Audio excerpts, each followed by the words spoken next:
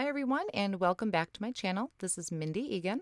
Today I'll be walking you through the My Monthly Hero Kit for April 2021, and it is all about geometric shapes and designs. This month's kit has a 6x8 clear stamp set, 16 coordinating frame cuts, 3 geometric rotating stencils, 3 ink cubes in tangerine, grape juice, and raspberry jam, and 1 ink blending brush. I'm going to walk you through how to use the stencils in the kit and how I created this card, and also some more inspiration at the end of the video, so be sure to stick around. Here's a quick look at the stamp set with these really fun geometric critters and some great sentiments like thank you, hello, and happy birthday, along with the coordinating dies. You'll also be getting the 3 ink cubes in tangerine, grape juice, and raspberry jam, and also a Hero Arts ink blending brush.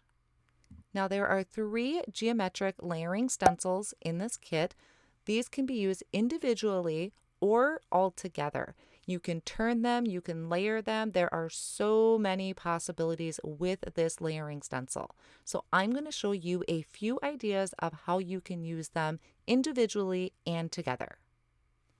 Now the first thing I'll be doing is I have some cardstock that I have cut to 6x6, which is about the size of the stencil, and I am going to take one of the stencils here, this has got the line art on it, and spray it with Pixie spray. This is a light tack repositionable adhesive for stencils, so you just spray the back of your stencil, let that sit for about a minute so it's just tacky, and then you can attach this to your card.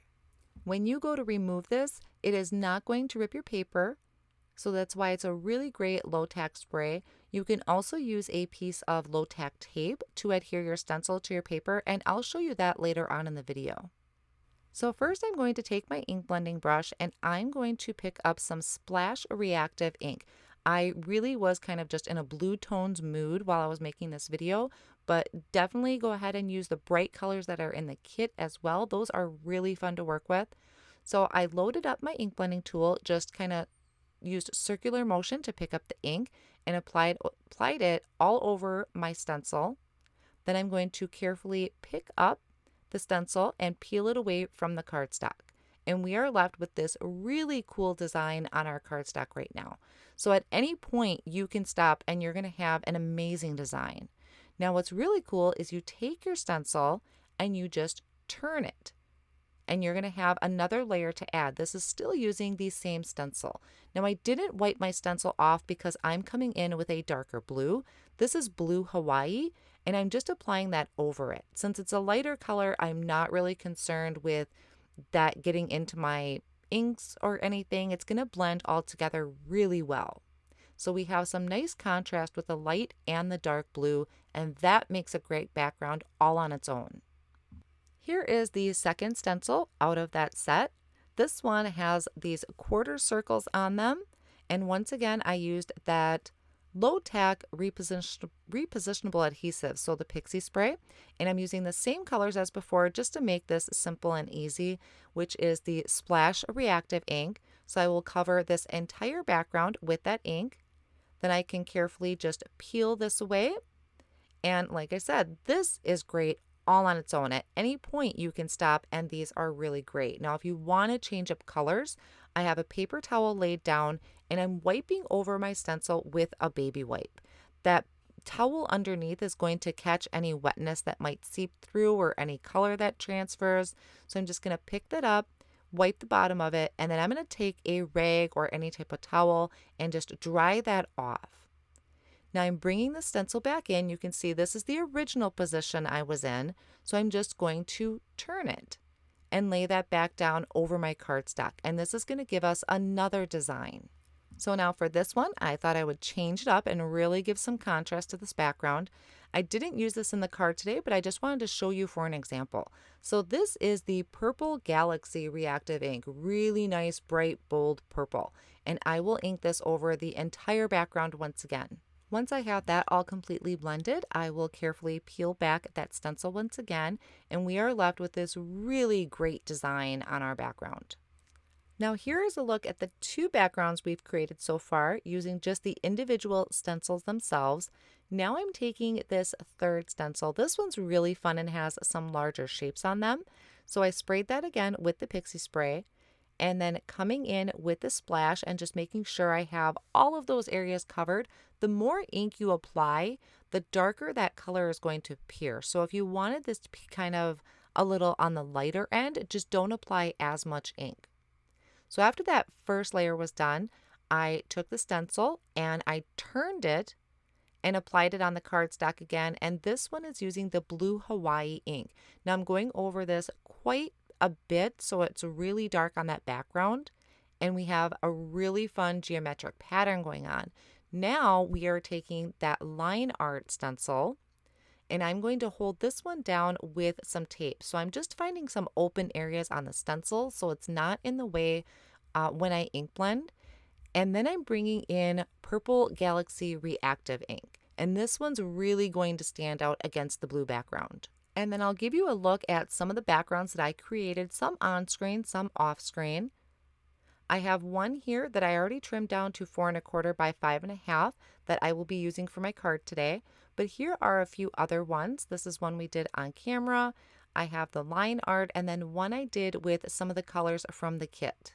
Now I wanted to try and create a scene for my background. So I took a piece of Kiwi cardstock. This is about 2 inches by 4 1/4.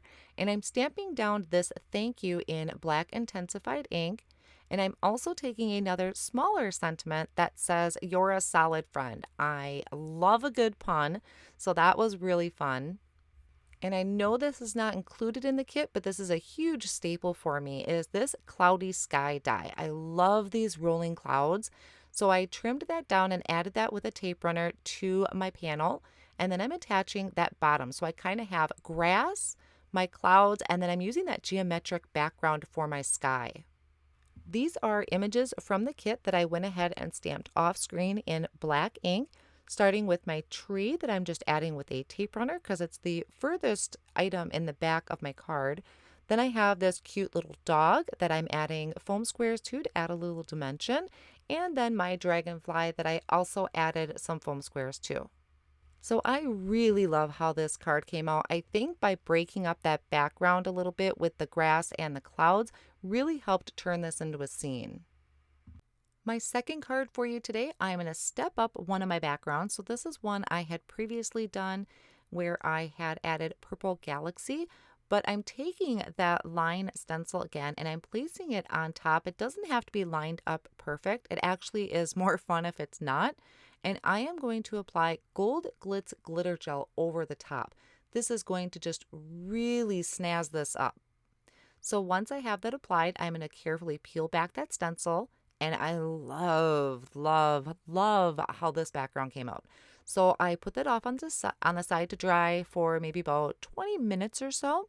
And then I trimmed the panel down to 3 3/4 by 5 inches. I'm going to line the entire background with foam tape to give it to dimension. And then I'm adding it to a card front that I have cut to 4 1/4 by 5 1/2.